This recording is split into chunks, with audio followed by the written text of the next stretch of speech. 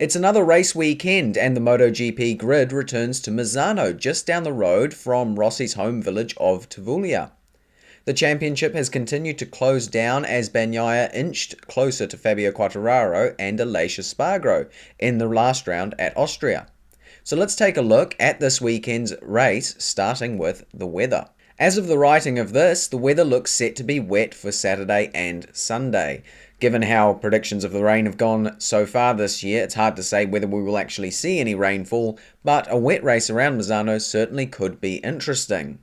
Last year, there were of course two races around the Misano World Circuit, those being the San Marino Grand Prix and the Emilia-Romagna Grand Prix. Bagnaia took pole in both, setting a lap time of 1 minute 31.065 in the first round and a 1 minute 32.171 in the second. Based on this, it is possible that if the qualifying is dry this weekend, we could see the first sub 1 minute 31 lap time around the circuit. The first three free practice sessions last year in the second round were all wet, with Zarco leading them all.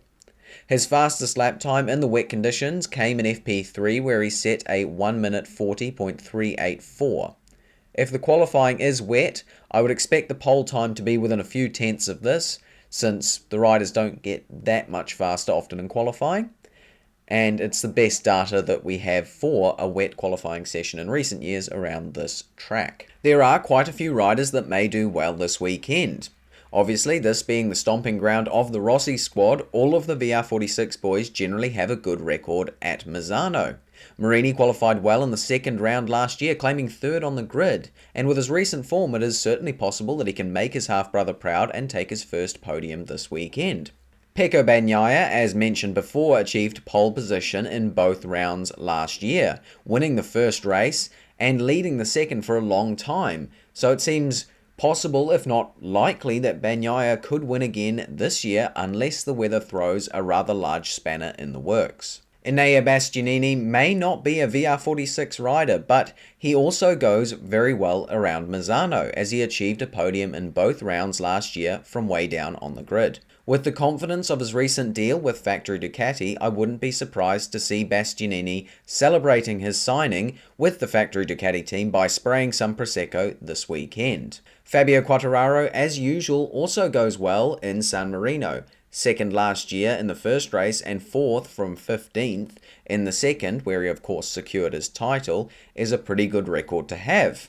Aleix Espargaro is still a bit of an unknown. This was not a standout circuit for him last year, but he achieved the solid result of 8th in the first round and 7th in the second, so this year a podium or maybe even the win could be on the table for the Aprilia man.